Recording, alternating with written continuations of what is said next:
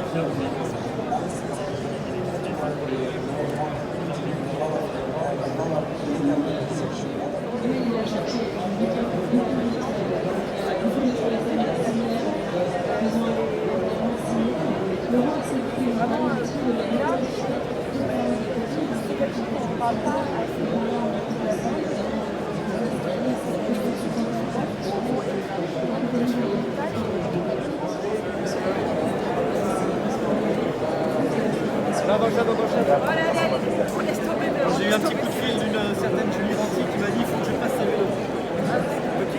Julie Ranty.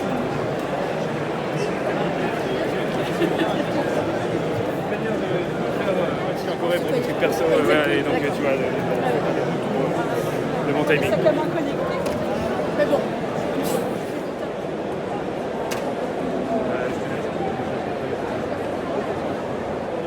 Sur l'ensemble des startups, c'est quand même très significatif. Voilà, et puis on a un KPI, un indicateur de performance dont on est assez fier. C'est un taux de succès à 5 ans de presque 90%.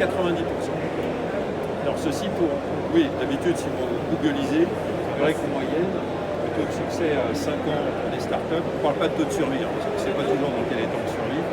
Alors, le taux de succès, c'est une autonomie de la société qui a été créée, soit par ses propres produits, soit qui a été racheté par un grand groupe, soit carrément qui passe son IPO. C'est un vrai levier de création de valeur. Donc il y a 2 raisons à cela. La première raison, c'est qu'on sélectionne beaucoup à l'entrée, à peu près une start-up sélectionnée sur 20 candidatures. Mais on sait que ça n'est pas suffisant, parce qu'une fois que vous avez sélectionné une bonne équipe, un bon projet, derrière, il faut réunir toutes les conditions propices. Ce que doit voter le plus de crédit, voilà. l'histoire est importante. Voilà, le plus des possibles. Voilà, parce que notre tutelle, c'est quand même le ministère de l'économie et des finances. Donc en fait, on met à disposition gratuitement de l'ensemble de nos startups l'équivalent d'une fusée à 6 étages entre l'idée d'une entreprise et le marché. Et cette fusée s'adosse en fait à toute la richesse d'un groupe de grandes écoles, c'est-à-dire avec des chercheurs, avec des excellents patrons. C'est ça, avec de la recherche publique. Alors non, alors vous avez raison de poser la question. Donc c'est un système totalement ouvert, il n'est pas du tout prosélytique. Nous n'avons environ que 15% de spin-off. Oui, c'est tout, pas plus de projets donc, qui rentrent dans le cadre de la loi sur l'innovation. Sinon, le reste est ouvert à ce qui se fait de mieux, donc dans tous les domaines. Alors juste rapidement, ces 6 étages de la fusée, c'est très intéressant parce que c'est finalement un dispositif que l'on pourrait reproduire, si vous voulez, ailleurs. Parce que là, on fonctionne avec assez peu de moyens. Vous avez un étage de R&D, la preuve de R&D. Vous avez trouvé un chercheur que vous avez besoin pour résoudre un verrou. On a une centaine de plateformes technologiques qui permettent de faire une faisabilité. Ensuite, tout ce qui est soft skills, donc RH, business model, propriété intellectuelle. Après, on mobilise nos partenaires pour financer la preuve de concept. Parce que vous êtes bien passé pour savoir qu'en France, pour lever des fonds de manière significative, si vous n'avez pas de preuve de concept, c'est-à-dire quelque chose de très concret, c'est difficile. C'est faisable dans d'autres pays. Après, ce qu'on appelle la preuve de marché, c'est le premier marché. La preuve de levée de fonds. Là, effectivement, si vous avez la preuve de concept, les premiers clients, vous pouvez lever de l'argent. Et puis ensuite, tout ce qui est scale-up, build-up, internationalisation, éventuellement le manufacturing.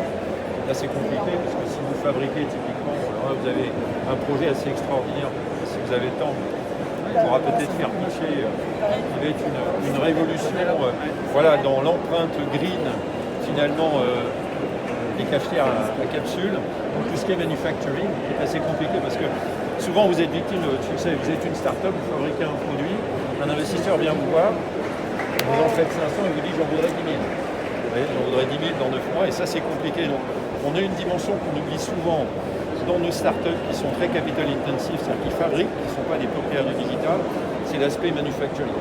Comment manufacturer, comment passer à l'échelle et on est obligé de rentrer à ce moment dans des partenariats internationaux.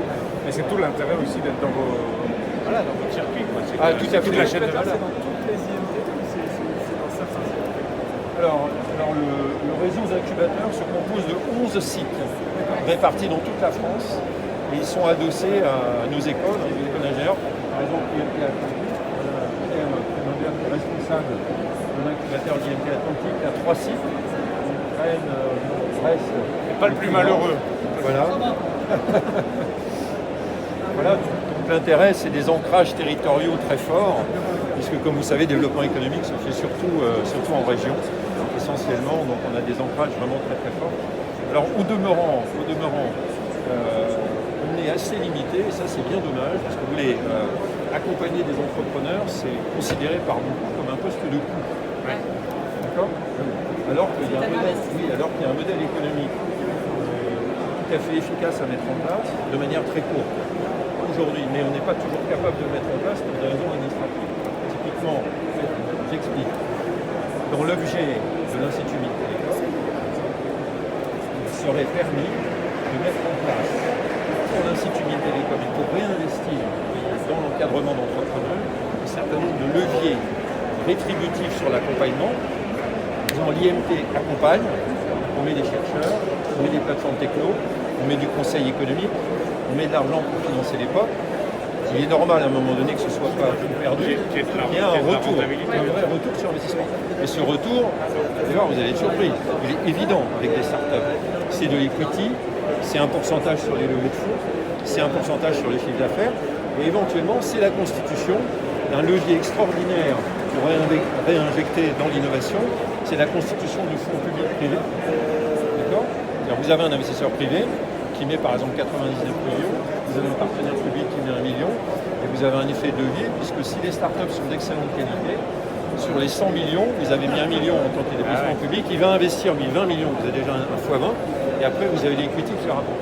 Alors la grande difficulté que nous avons, c'est que on nous empêche, si vous voulez, de mettre en place ces leviers, ce qui est quand même dommage.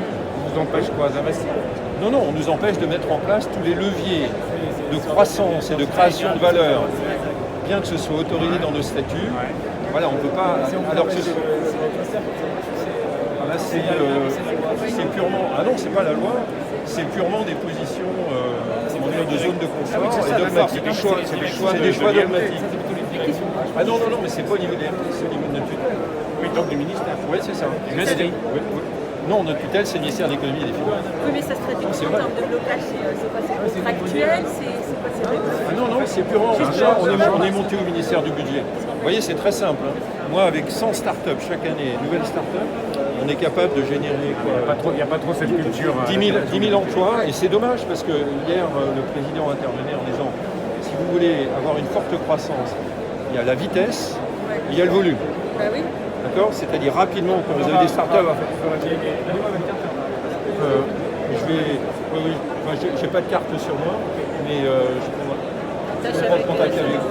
Oui, parce que des instruments comme ça, si vous voulez, c'est des instruments très réactifs et la valeur ajoutée. Enfin voilà, c'était un point important, j'en ai profité pour vous en parler, parce que ce sont des leviers de croissance assez extraordinaires. Voilà. On a bien pris parce que moi je suis convaincu que c'est des modèles justement d'avenir, ça ne sert à rien d'incuber tout seul s'il n'y a pas. Non, et le modèle en écosystème. De financement. Et la France, on a cette capacité. Donc une start-up qui vient chez vous, c'est quand même qu'elle va chercher quelque chose dans la chaîne de valeur, quoi. Soit des chercheurs, un écosystème, soit un écosystème multimétier, pluridisciplinaire, et le réseau d'entrée sur les investisseurs. Mais tous ces instruments, il faut innover dans la manière d'innover. Vous connaissez, ça paraît évident, c'est ça. On change de paradigme, mais on a tout ce qu'il faut pour franchir ce maillon qui nous manque. Parce qu'on a la Startup Nation, on lance, on investit, on met de l'acide. Et derrière, il faut continuer. C'est là où il faut mettre du volume rapidement. Très bien. Voilà, En tout cas, bravo, merci beaucoup. bravo déjà pour ce qui est fait. Merci beaucoup. Vous avez le temps peut-être d'écouter une start-up éventuellement au hasard ou... Je sais pas, On vous autorise 2 minutes, un speech de 2 minutes peut-être. Est-ce qu'on peut avoir une de nos start-up?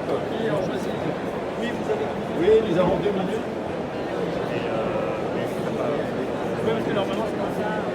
Non, mais c'est très bien.